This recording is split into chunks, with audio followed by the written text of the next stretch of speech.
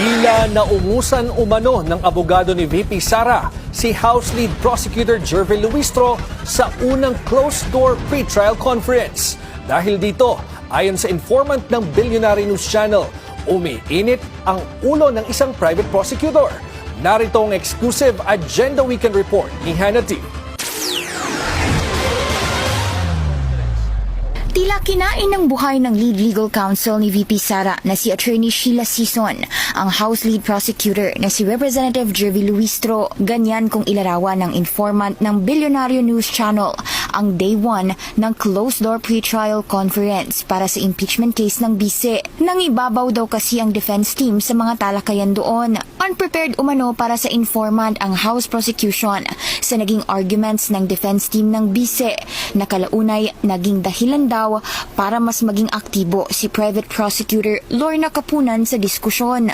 Period ba ngayon? Mainit ang utak. Una nang iniulat ng BNC na tila nagkatensyon sa naging PTC, dahilan para panandali ang ayusin umano ni Senate Secretary at Clerk of Court Renato Bantug ang daloy ng proceedings. Si Sison ay partner sa Fortune, Narvasa and Salazar Law Firm na ayon sa BNC informant ay tanging nag-participate sa bahagi ng legal team ng bise pagdating sa talakayan. Sa on-point ng BNC, tila dinownplay naman ni Luistro ang umano'y tensyon sa pre-trial.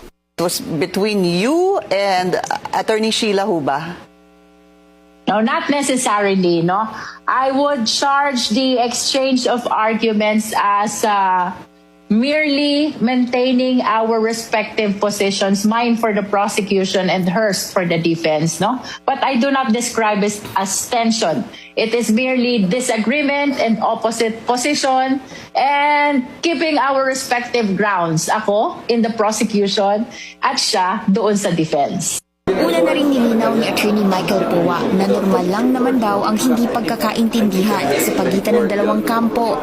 It's normal in any pre-trial, even in hindi lang sa impeachment, pero sa mga regular ng mga kaso ay normal lang yung mga ganung bagay. Wala namang personalan yan, trabaho lang. Ganito rin ang pagtingin ni Clerk of Court Bantug nang tanungin tungkol sa tensyon. Hindi natapos ang PTC nitong Huwebes at kailangan pang magmarka ng ebidensya dahil sa dami raw ng mga dokumentong ito.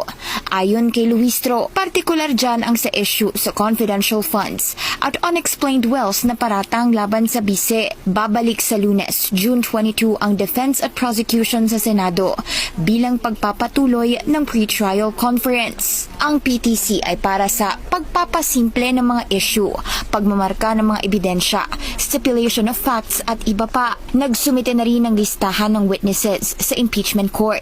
Bawal ang surprise witnesses under the rules, kaya't una nang nagsumite ang prosecution ng about 57 names para walang maging hamon sa trial. Hindi pa tukoy sa ngayon kung susulpot si VP Sara sa magiging trial sa July 6. Para sa Agenda Weekend, Hannah T, Billionaire News Channel.